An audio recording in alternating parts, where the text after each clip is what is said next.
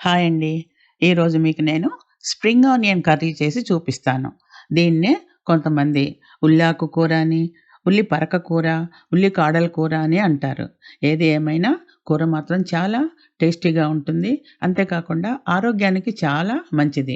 ఇదే కాదు, ఏ ఆకుకూరైనా కూడా డాక్టర్స్ దగ్గరికి వెళ్తే మనల్ని ఆకుకూరలు బాగా తినండి అంటారు. దానిలో ఈ ఉల్లి ఆకు కూడా ఒకటే అనుకోని మీరు కూడా తప్పకుండా చేసుకోండి.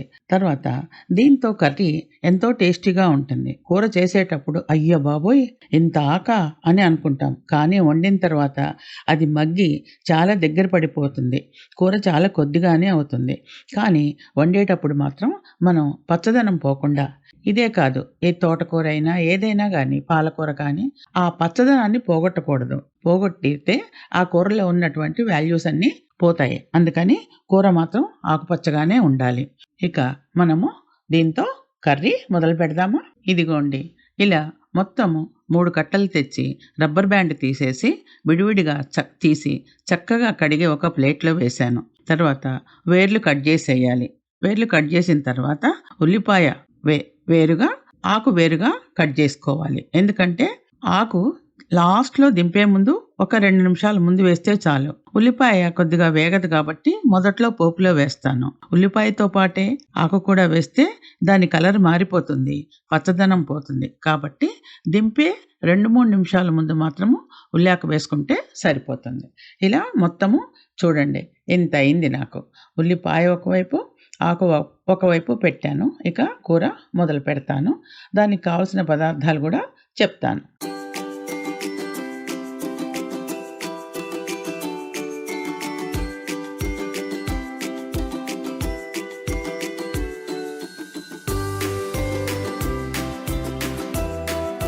ఇక అమెరికా విషయానికొస్తే ఇక్కడ స్ప్రింగ్ ఆనియన్స్ వీళ్ళు కూడా బాగానే వాడతారు.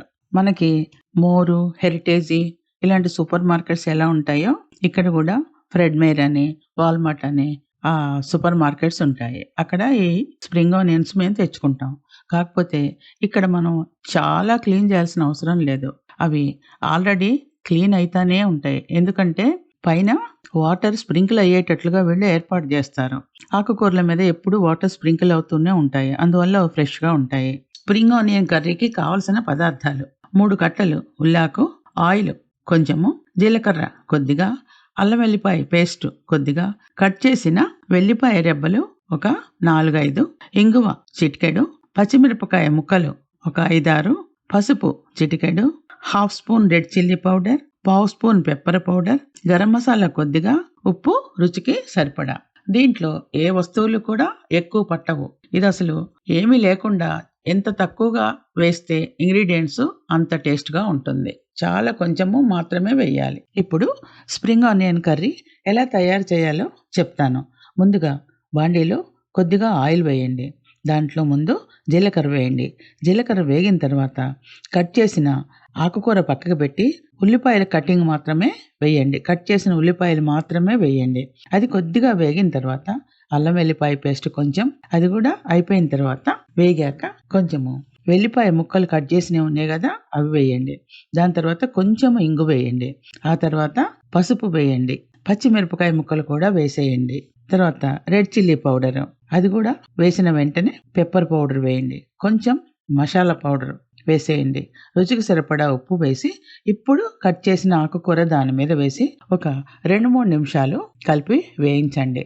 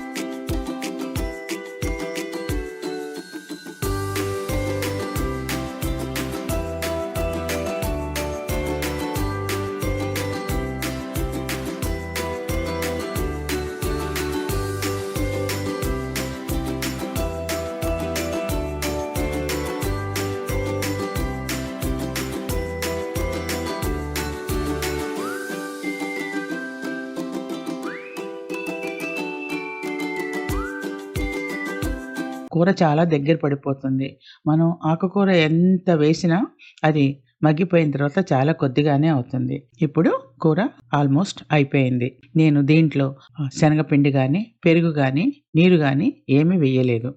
ఇట్లా చేసిన కర్రీ వెంటనే తినేస్తే రొట్టెల్లో తినొచ్చు మనం, అన్నంలో తినొచ్చు, ఉట్టిది కూడా తినేయొచ్చు. ఎంతో టేస్టీగా ఉంటుంది. ఇలాంటి ఈ కర్రీ మీరు కూడా చేసుకొని ఎలా ఉంది నాకు కామెంట్ ద్వారా తెలియజేయండి. Thank you.